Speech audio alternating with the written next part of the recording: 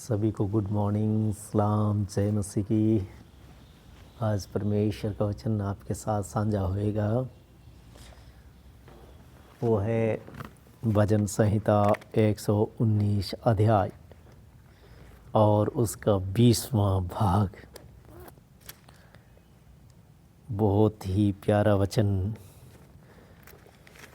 आपके साथ आज पहुंच रहा है। भजन संहिता 119 अध्याय उसका 20वां भाग। सहायता की याचना। 20वां भाग सहायता की याचना। पहली ही आयत ये कहती है, खुदा के वचन की, परमेश्वर के वचन की, मेरे दुख को देखकर मुझे छुड़ा ले। मेरे दुख को देखकर मुझे छुड़ा ले, क्योंकि मैं तेरी व्यवस्था को भूल नहीं गया। क्योंकि मैं तेरी व्यवस्था को भूल नहीं गया। मेरा मुकदमा लड़, मेरा मुकदमा लड़ और मुझे छुड़ा ले, और मुझे छुड़ा ले। अपने वचन के अनुसार मुझको जिला, अपने वचन के अनुसार मुझे जिला, जिंदा कर, जीवन दे। अपने वचन के अनुसार मुझको जिला। दुष्टों को उधार मिलना कठिन है। दुष्टों को उधार मिलना कठिन है। हम ऐसे बीज बोते तो हैं, इसमें मिक्स करो, इतने पैसे कमाओ, इसको ये धोखा दो, इतने अपने बनाओ। लेकिन यहाँ पर लिखा है दुष्टों को उधार मिलना कठिन है, बहुत कठिन है दुष्टों को उधार मिलना। अगर हम लड़ाइयाँ, झगड़ा, ढा काट कपट करते हैं तो वहाँ पर लिखा गया दुष्टों को उधार मिलना कठिन है, क्योंकि वे तेरी विधियों की शुद्धि नहीं रखते। क्योंकि वे तेरी विधियों की शुद्धि नहीं रखते, तेरे वचन की शुद्धि नहीं रखते। तेरा वचन क्या कहते हैं उन पे वो चलते नहीं, तो उनका उधार मिलना कठिन है। यह नहीं लिखा है कि सहज है या सरल है, बल्कि परमेश्वर का वचन कहता है कठिन है। दुष्टों को उधार मिलना कठिन है, क्योंकि वे तेरी विधियों की शुद्धि नहीं रखते। हे यहोवा, तेरी दया तो बड़ी है। हे परमेश्वर, तेरी दया तो बड़ी है, इसलिए अपने नियमों के अनुसार मुझे जिला। अपने नियमों के अनुसार मुझे जिंदा कर। मेरा पीछा करने वाले और मेरे सताने वाले बहुत हैं। मेरा जो पीछा करने वाले हैं और मुझे सताने वाले बहुत हैं, कम नहीं है। ये नहीं कहा कि थोड़े हैं, बल्कि बहुत है। मेरा पीछा करने वाले और मेरे सताने वाले बहुत हैं, परंतु मैं तेरी चितौनियों से नहीं हटता। परंतु राजा दाऊद कह रहे हैं कि मैं तेरी विधियों से नहीं हटता। वे तेरी विधियों की शुद्धि नहीं रखते, लेकिन मैं तेरी विधियों से हटता भी नहीं। वो लोग क्या करते हैं, शुद्धि नहीं रखते कि परमेश्वर का वचन क्या कह रहा है, हम उस पर चलें, हम उसको सुने, हम उसका डर माने। क्योंकि अगर हम डर मानते हैं खुदा के वचन का, परमेश्वर के वचन का, तो परमेश्वर कहता है तुम बुद्धि को प्राप्त करोगे। मतलब बुद्धि को हम रिसीव करेंगे। और वो रिसीव कैसे करेंगे? हम परमेश्वर का डर मानेंगे तब। हमारे अंदर में डर है ही नहीं, हम तो मिनट लगाते हैं बंदे को मारते हुए, बंदे को शूट करते हुए। तो ऐसे कामों से हमें मुंह मोड़ना है और परमेश्वर की विधियों पे चलना है। अगर विधियों पे हम चलेंगे तो वो जो है कि सरल हो जाएगा, उधार का काम जो है कि सरल हो जाएगा। तो हमें परमेश्वर से डरना है और परमेश्वर की बातों को मानना है, समझना है, उनके ऊपर में चलना है। क्योंकि परमेश्वर का वचन कहता है कि मेरी संगति में रहोगे तो मेरे साथ एक आत्मा हो जाओगे। जो कोई प्रभु की संगति में रहता है उसके साथ एक आत्मा हो जाता है। तो परमेश्वर की संगति में हम रहेंगे तो परमेश्वर के साथ हम एक आत्मा हो जाएंगे, कंबाइंड हो जाएगा, रिश्ता जुड़ जाएगा खुदा के साथ, परमेश्वर के साथ हम ऐसे अटूट वादा जुड़ जाएगा जैसे ये जुड़ा हुआ है, कंबाइंड हो जाएगा, एक रिश्ता हो जाएगा। जो प्रभु की संगति में रहता है उसके साथ एक आत्मा हो जाता है। तो हमें एक आत्मा होने के लिए परमेश्वर के घर में आना चाहिए, परमेश्वर के वचनों को पढ़ना चाहिए। अब ये जो है कि छूटा हुआ है, हम परमेश्वर के नज़दीक नज़दीक जाएंगे तो प्रभु की संगति में हम बढ़ेंगे, और प्रभु की संगति में बढ़ेंगे तो उसके प्यार में हम आला हो जाएंगे और कंबाइंड हो जाएगा ये रिश्ता, परमेश्वर के साथ मजबूत हो जाएगा, मजबूत जोड़ एक लग जाएगा परमेश्वर के साथ। फिर हमें जो यहाँ पे दाऊद कह रहा है कि मेरे सताने वाले कम नहीं है, बहुत है, तो हम अगर परमेश्वर के साथ एकजुट रहेंगे और प्रभु की संगति में रहेंगे तो जो सताने वाले हैं उनका हमें कोई डर नहीं लगेगा, कोई भय नहीं लगेगा। क्यों नहीं लगेगा? क्योंकि हम परमेश्वर के साथ एक है, और जो परमेश्वर के साथ है, परमेश्वर को किसी का डर लगता है? नहीं लगता। परमेश्वर को किसी का डर नहीं लगता है। जिस वक्त समय पूरा होगा परमेश्वर ने उसे डाल ही देना है। कहाँ पे? नरक में, और जहाँ की आग बुझती ही नहीं, बुझती ही नहीं। तो परमेश्वर कहता है कि डरना किससे चाहिए? ये भी परमेश्वर का वचन कहता है कि डरना किससे चाहिए? मनुष्य से डरना नहीं चाहिए, मानव जाति से डरना नहीं चाहिए। मानव जाति कुछ सालों के लिए आपका साथ देगी, कुछ सालों के लिए आपको बचाएगी, लेकिन परमेश्वर आदि तक, युग युग तक आपको जीवन देने वाला है, और ऐसा जीवन देने वाला है जिसमें ना आपको भूख लगेगी, ना प्यास लगेगी, ना आपको कुछ और कोई लालसा होगी, ना आपको धूप लगेगी, ना आपको ठंड लगेगी। ऐसा जीवन देने का परमेश्वर वादा करता है। और भूख और प्यास किन चीज़ों की लगेगी? केवल वचनों की लगेगी, और वचन हमें याद करने पड़ेंगे।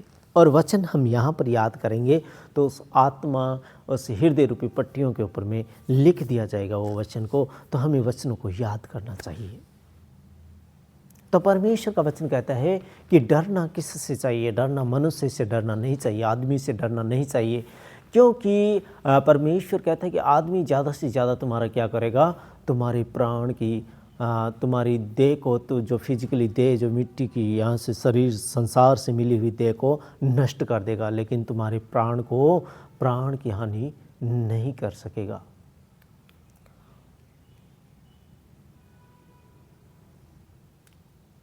बल्कि उसे छू भी नहीं सकेगा। इधर से गोली मारेगा, उधर प्राण चला जाएगा पहले ही। और वो कैसे खुश हुआ कि मैंने इसे ख़त्म कर दिया, लेकिन नहीं, वो शहीद हो गया परमेश्वर में, परमेश्वर के पास में पहुंच गया वो। तो परमेश्वर कहता है कि इंसान से डरना बिल्कुल भी नहीं चाहिए, बल्कि डरना किससे चाहिए? उससे डरना चाहिए जिसको ये हुक्म हो, जो ये हुक्म दे सकता है कि इस आत्मा को हमेशा हमेशा के लिए नरक में डाल दो, उससे डरना चाहिए।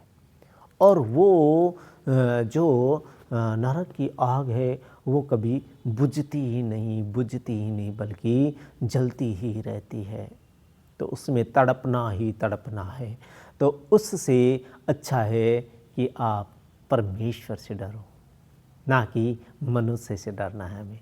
तो हमें मनुष्य से डरना नहीं है, हमें परमेश्वर से डरना है, जिसको ये अधिकार हो कि इस आत्मा को कहाँ पे डाल दो? नरक में डाल दो, उससे डरना चाहिए। तो हमें मानव जाति से डरना नहीं है। आगे परमेश्वर का वचन कहता है, मैं विश्वासघातियों को देखकर उदास हुआ, मैं विश्वासघातियों को देखकर उदास हुआ। जो ऐसे काम करते हैं उनको देखकर दाऊद कह रहा है कि मैं उदास तो हुआ, क्योंकि वे तेरे वचन को नहीं मानते।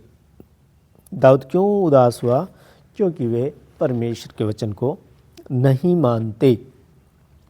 देख मैं तेरे नियमों से कैसी प्रीति रखता हूँ, हे यहोवा अपनी करुणा के अनुसार मुझको जिला। आज दाऊद खाली जीवन मांग रहा है परमेश्वर से। हमें भी जीवन मांगना चाहिए। भजन संहिता 119 अध्याय और उसकी 20 भाग को हमें पढ़ना चाहिए।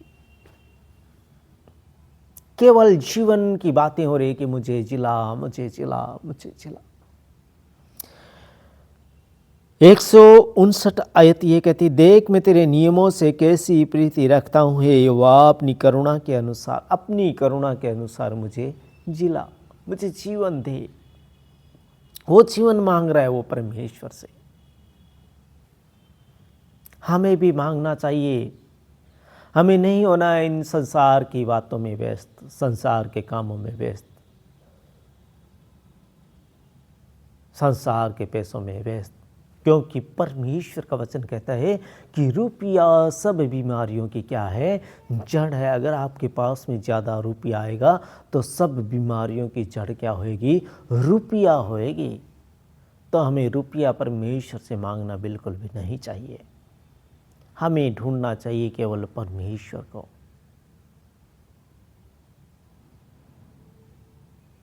रुपया परमेश्वर से उतना ही मांगो कि परमेश्वर जितनी ज़रूरत है उतनी दे, उससे ज़्यादा हमें नहीं चाहिए।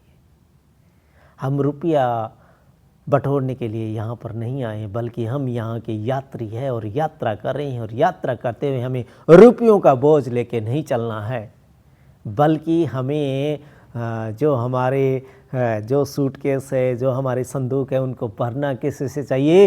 वचनों से भरना चाहिए, ना कि रुपयों से भरना चाहिए। वो रुपये क्या होगा? इस प्लेनेट के ही मनी है, इस प्लेनेट के ही वो डॉलर है, वो यहीं पर रखने पड़ेंगे। वो हमें साथ ले जाने के लिए नहीं मिलेगा। क्यों नहीं मिलेगा? क्योंकि वह इस प्लेनेट की ही अमानत है, इस प्लेनेट पे ही उसका काम है, ऊपर इसका काम नहीं है। जितना दान कर दोगे वो स्वर्ग में आपका पहुंच गया। ये परमेश्वर का वचन इसमें कहता है। अगर दान नहीं करोगे, अपने लिए ही बटोर के रखोगे, अपने लिए ही बैंक में बैलेंस करके रखोगे, अपने ही बच्चों के बैंक बैलेंस करके रखोगे, तो उसका कोई प्रॉफिट नहीं होगा और कोई आपको साथ में ले जाने नहीं दिया जाएगा, बल्कि यहीं पर रख लिया जाएगा और आप खाली हाथ चले जाओगे और वहाँ पर आप गरीब के गरीब ही रहोगे। तो जितना हो सके अगर पैसे है तो दान कर दो, क्योंकि प्रभु यीशु मसीह से एक धनवान आया और पूछा कि हे गुरु मैं क्या करूं? हे गुरु मैं स्वर्ग में जाऊं, ऐसा क्या करूं? स्वर्ग में जाने के लिए मुझे क्या करना चाहिए? तो खुदावंद प्रभु यीशु मसीह ने कहा कि देख, अपने माता पिता की सेवा कर, झूठ मत बोल, चोरी मत कर, ढा निंदा कपट ईर्ष्या ये सब बातों को छोड़ दे। तो उसने कहा कि ये बातें तो मैं लड़कपन से मतलब बचपन से ही मानता आया हूँ, लेकिन वो धनवान बहुत था। तो खुदावंद प्रभु यीशु मसीह ने कहा कि अब एक कमी और है। उसने कहा कि ये सब बातें तो मैं लड़कपन से मानता आया हूँ कि मेरे माँ बाप की सेवा भी मैं करता हूँ और झूठी किसी की साक्षी नहीं देता, चोरी निंदा ये सब मैं नहीं करता। तो ठीक है, नहीं करता, अच्छी बात है। लेकिन खुदावंद ने कहा कि एक कमी और है बेटा तुझ में। तो बोला क्या? तो खुदावंद प्रभु यीशु मसीह ने कहा कि अपना सारा कुछ बेच डाल और कंगालों को बांट दे, गरीबों को दे के आ जा और मेरे पीछे हो ले। तो वो उदास हो गया, उदास होकर टक टक टक टक टक करके चला गया। तो खुदावंद प्रभु यीशु मसीह ने अपने चेलों से कहा कि धनवान मनुष्य का उतना ही कठिन है स्वर्ग में जाने के लिए कि ऊँट में से सुई के नाके से ऊँट निकल जाना सहज है, हो सकता है ऊँट निकल जाए, लेकिन धनवान का उतना ही कठिन है। ऊँट सुई के नाके से निकल नहीं सकता और धनवान स्वर्ग में जा नहीं सकता। तो उसके पास में एक खुदा बैठे थे, परमेश्वर उसके सामने बैठे थे, जिन्होंने स्वर्ग में उसको पहुंचाना था। और वो उससे पूछने के लिए भी आया कि गुरु मैं क्या करूं, और गुरु ने बता भी दिया कि तुझे क्या करना चाहिए।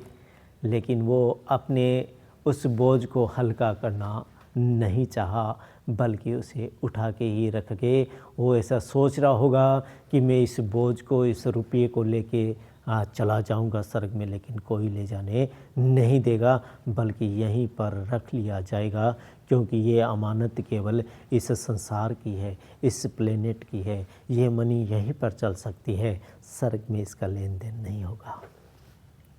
तो अगर ज़्यादा पैसे हैं तो दान कीजिए। अब दान कर दोगे ऑटोमेटिकली आपका वहाँ पर धन जो है कि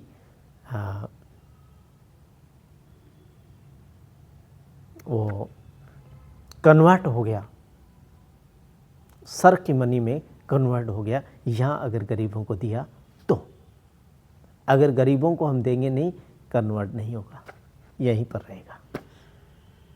और आप ले जाना तो चाहेंगे उस भार को, लेकिन जब आप उस स्टेज पे पहुंचोगे, आपकी आत्मा कहेगी कि इस धन को ले जाऊं, लेकिन ले जा नहीं सकती। क्यों नहीं ले जा सकती? क्योंकि ये फिजिकली धन है, फिजिकली यूज कर सकता है, आत्मिक धन नहीं है, आत्मा इसे यूज नहीं कर सकती। अब आप देखते रह जाओगे कि मैंने क्या किया, और आपकी आंखें जो है कि वो खुल जाएगी, परमात्मा को आपकी आंखें देखेगी। जब आप फिजिकली शरीर से आप निकल जाओगे, आपकी आत्मा निकल जाएगी, सब कुछ देखेगी। और उस आत्मा को परमेश्वर क्या है, आदि से जानता है, गर्भ में रचने से पहले से जानता है। तो हमें ऐसा फिजिकली धन बटोरना नहीं है, बल्कि आत्मिक धन बटोरना है। आत्मिक धन हम, अगर हमारे पास फिजिकली धन मिला है हमारे को अच्छे से यूज करने के लिए, तो हमें इसको गरीबों को बांटना चाहिए। तो वो कन्वर्ट हो जाएगा, स्वर्ग में मिल जाएगा वहाँ पर हमें। और परमेश्वर कहते हैं कि ऐसे ऐसे बटुए बना लो जिनमें वो धन रखा हुआ खराब नहीं होगा, काई नहीं लगेगी। यहाँ के धन को काई लग जाएगी, थोड़े दिन आप रख के देख लो किसी माटी के बर्तन में, किसी गुल्लक में, और उसके बाद में बारिश की सीज़न जाने दो, और वो ऑटोमेटिक वो नोट इतने ख़राब हो जाएंगे कि उसमें काई लग जाएगी और धुएं जैसा निकलेगा। तो यहाँ का धन जो है कि वो सेफ बिल्कुल भी नहीं है। हमें धन बटोरना है स्वर्ग के लिए। हम यहाँ पर गरीबों को दान करेंगे, स्वर्ग में हमें मिलेगा। आप भी कीजिए ऐसा। तो यहाँ पर दाऊद आज मांग रहा है जीवन, और हमें भी मांगना चाहिए जीवन परमेश्वर से। दाऊद कह रहा है 159 आयत में मैं फिर से आपके साथ साझा करता हूँ। देख मैं तेरे नियमों से कैसी प्रीति रखता हूँ, हे यहोवा अपनी करुणा के अनुसार मुझको जिला। मुझे जीवन दे, मुझे जिंदा कर अपनी करुणा के अनुसार, परमेश्वर की करुणा के अनुसार पूछ रहा है, मांग रहा है। तेरा सारा वचन सत्य ही है, तेरा सारा वचन सत्य ही है। लास्ट में दाऊद ने कह दिया कि तेरा सारा वचन जो है कि वो क्या है, सत्य है, सच्चा है। और तेरा एक एक धर्म्य नियम सदा काल तक अटल है। और एक एक तेरा धर्म्य नियम सदा काल तक अटल है। मतलब वो ये नहीं है कि कुछ सालों का, कुछ महीनों का है, बल्कि सदा काल तक अटल है, स्थिर है। क्योंकि परमेश्वर ने ही इस सृष्टि को रचा है, स्वर्ग को रचा है, उसने सब कुछ बनाया है। तो वो क्या है, अटल है परमेश्वर। तो परमेश्वर का एक एक धर्मीय नियम सदा काल तक अटल है। तो हमें परमेश्वर से डरना चाहिए, परमेश्वर के वचनों के ऊपर में चलना चाहिए। खुदा आप सबको बरकत और आशीष दे। आमीन।